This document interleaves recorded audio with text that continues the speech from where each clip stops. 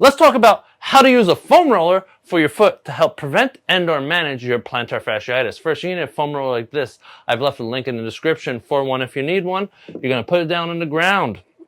You're going to get your foot on it. You're going to go from heel to midfoot.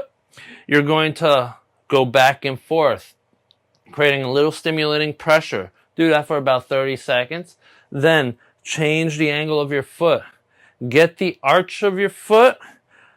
Keep going. Same thing, 30 seconds. Then the outer part of your foot. Once you're done with that, you can do some toe grabs on the roller, back and forth. Do it with repetitions. Do it about 15 times. Then finally, you can lean onto the roller in that meaty part of the foot and compress.